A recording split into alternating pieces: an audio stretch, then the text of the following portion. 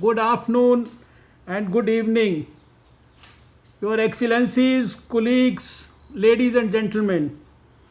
It is with pleasure that I declare the resumed session of 147th Executive Board open. Due to the epidemiological situation in Geneva and in many parts of the world, this meeting will be held virtually. I have particular pleasure in welcoming all the Executive Board members and their alternates and advisors who are joining the meeting through the virtual platform. I would also like to cordially greet representatives of member states, observers, the United Nations, various United Nations bodies and specialized agencies, other intergovernmental organizations, and non-state actors in official relations with WHO, whose participation is further evidence of the close relations between WHO and these organizations. I would also like to welcome our colleagues who are following the deliberations of this meeting. Distinguished members of the WHO Executive Board, honorable ministers, excellencies, and other member state representatives, DG WHO, Regional Director of WHO Southeast Asia, Regional Directors of other regions, heads and representatives of UN agencies, partner organizations, brothers, sisters, and healthcare workers around the world. Today we have once again joined virtually for the resumed 147th session of the WHO Executive Board. I welcome you all today amidst what we all know are unprecedented times. And yet, I would say that 2020 has been the year of collaborative action. Mankind was already fighting overwhelming challenges: poverty, hunger, inequality, climate change, pollution, violence, war, disease, and now the pandemic, which has shaken us to the core. But we came together as the nations of the world because we chose not to be overwhelmed. We choose optimism and struggle to achieve. We choose a better future. There is no better future without health for all. A lesson we knew and a lesson that we have now relearned. In India, we bless each other as Ayushman Bhava, which means may you have a long and healthy life. That itself is the essence of life and existence. That itself is the essence of our organization, the World Health Organization, which binds us all together, and which is why we are all here today together. All the member states of WHO share the same philosophy: health above all. Each member nation here will agree with me that in the gravest of situations, humankind has conquered its adversaries with collaborations and supplementing efforts of each other by pooling resources. We at WHO believe in the principle that the enjoyment of the highest attainable standard of health is one of the fundamental rights of every human being without distinction of race, religion, political belief, economic or social condition. We therefore commit to work with the member states, the organization, and the global community of partners for the efficient, effective, and responsive discharge of public health obligations. The pandemic has made humanity acutely aware of the consequences of ignoring health systems strengthening and preparedness. In such times of global crisis, risk management and mitigation both would require further strengthening of global partnerships to reinvigorate interest and investment in global public health. I am sure that our constant engagement with each member state their interface with each other, as well as all stakeholders will reinforce reforms and help accelerate progress towards the sustainable development goals and universal health coverage with the most productive, efficient and targeted utilization of resources. As I happen to be the Health Minister of India, I would like to mention here that the Southeast Asia region and India are continuously striving to improve health services, their reach, delivery and quality. We have seen successes in all the regional flagship priority areas through collaborative action. We will continue to contribute to regional and global public health issues through advocacy, technical collaboration, research, innovations, digital health and partnerships aimed at improving the accessibility and affordability of health services and high quality essential medicines and products. Excellencies, this pandemic has claimed more than 1,300,000 precious lives, infected millions and snatched away the livelihoods of billions. My heartfelt condolences to those families across the world who have lost their near and dear ones to this deadly disease. I also take this opportunity to salute our doctors and health workers who had been working relentlessly in rendering selfless service to fight this deadly disease. And I urge all of you to please join me in giving them a big hand.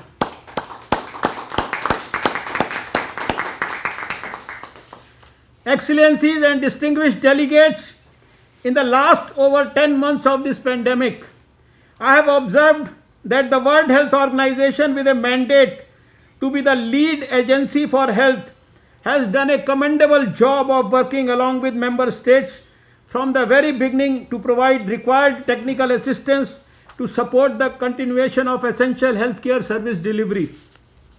WHO and its member states across the globe are committed to harnessing this opportunity to build back health systems that are more resilient and which can meet everyone's health needs.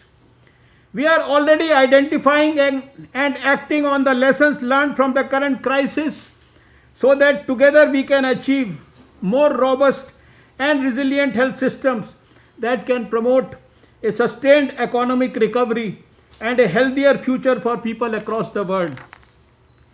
Let me mention that from the beginning of the outbreak, all member states have acted with speed, scale, and solidarity to control and suppress the spread of COVID-19 and empower individuals and communities to stay safe, healthy, and well. Distinguished delegates, ladies and gentlemen, this is the time that we must enhance our cooperation and collaboration. We must work in unison with each other as member states, with all UN organizations, as well as the global community of partners for efficient, effective, and responsive discharge of public health obligations. Excellencies, today for the current session, we have an elaborate agenda to cover which includes outcome of the recently concluded resumed session of the 73rd World Health Assembly and the report of the Program, Budget and Administration Committee of the Executive Board, along with few managerial, administrative, financial and staffing matters of the organization. I am looking forward to your active engagement and fruitful deliberations on these agenda items. Finally, I take this opportunity to once again thank all of you for reposing your faith and trust in me and look forward to our association and continued cooperation. Acknowledging the contributions of our member states, our organization, all partners and all stakeholders in overcoming serious health challenges and advancing health causes in the past 7 decades, I would like to state that the global family shall once again prevail. Thank you.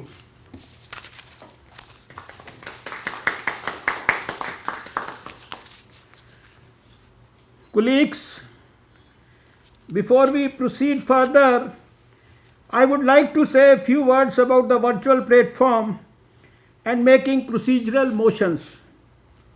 Member states wishing to raise a point of order or exercise a right of reply should do so by sending a message to the following telephone number by SMS, text, or by WhatsApp.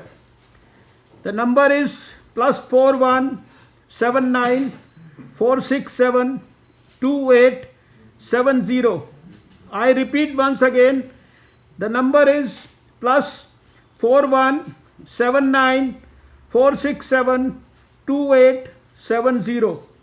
This number is the same member states used during the Health Assembly, and it is staffed during meetings and may be used for points of order, requests for rights of reply, or other procedural motions only. It may not be used for any other matter. The right of reply will be accorded at the end of the day. Delegates are kindly required to keep their interventions as brief as possible, and in the interest of time, it would be appreciated if interventions could be limited to up to 3 minutes. To regulate the conduct of this virtual session, we shall now take up the draft decision contained in document EB 147/13 on the special procedures to regulate the conduct of the resumed virtual session of the 147th Executive Board. May I take it that the Executive Board is ready to adopt the special procedures contained in document EB 147/13 and to apply them to this meeting.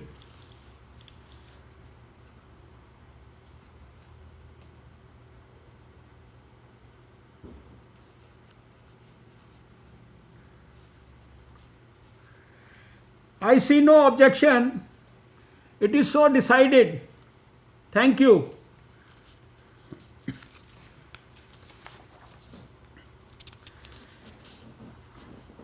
The special procedures to regulate the conduct of this meeting, unlike the special procedure for the Health Assembly, did not envisage the possibility for the member states who are not members of the board to submit pre-recorded video statements.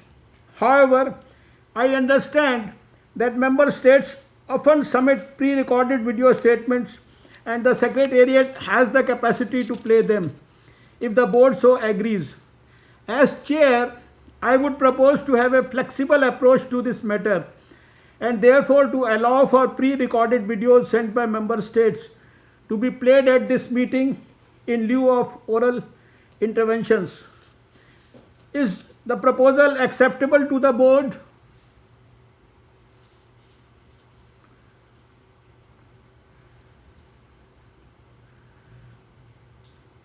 I see no objection. It is so decided. Thank you for your flexibility.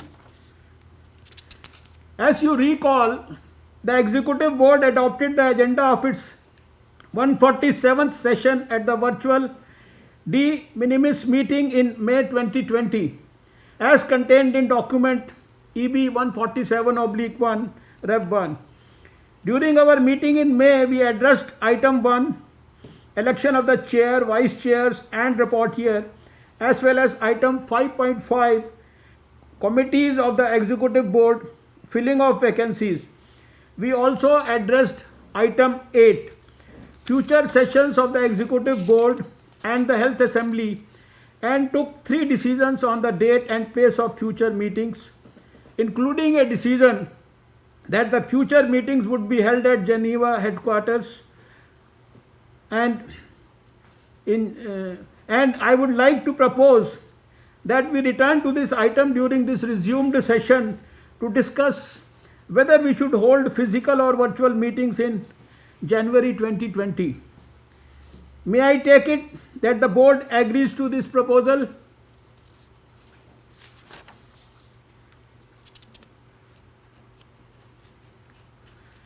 I see no objection. It is so decided. Thank you. It is important that we hold the meetings in a constructive manner. I would like to inform you that individual statements by members of the board will be limited to 3 minutes. Individual statement by all member states not represented on the board and associate members will be limited to 2 minutes. Statements by observers, invited representatives of United Nations and other participating intergovernmental organizations and non-state actors in official relations with WHO will be limited to 1 minute. Regional and group statements will be limited to 4 minutes. I will invoke Rule 31 on a time limit for speakers during our discussions. I will also invoke Rule 14 and will call to order any speaker whose remarks are irrelevant to the subject under discussion. I would also like to remind you that delegates should deliver their speech at a moderate speed that allows for its interpretation and ensures their message is conveyed clearly and accurately. As a guide, please take into account that a 3-minute speech is about 330 words. Please send a copy of your oral statements in advance to the email address interpret@who.int. I would like to inform you that in the context of the WHO reform and in line with decision EB 134-3, this session of the Executive Board is accessible to participants via live broadcasting. The link can be found on the WHO web page. Does the board agree to these proposals for the organization of work on the understanding that adjustments may need to be made in line with the progress of our deliberations during the day?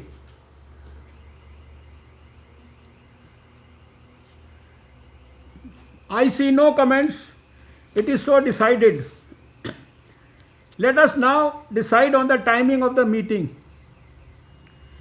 I should like to propose that the board meet from 10 to 13 hours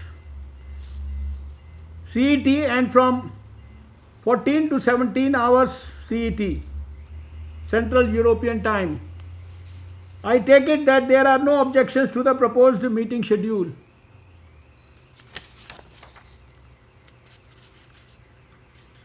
As I see no objection, it is so decided. Now I would like to request the DG WHO and would like to give the floor to him to provide his opening remarks. Dr. Tedros, please.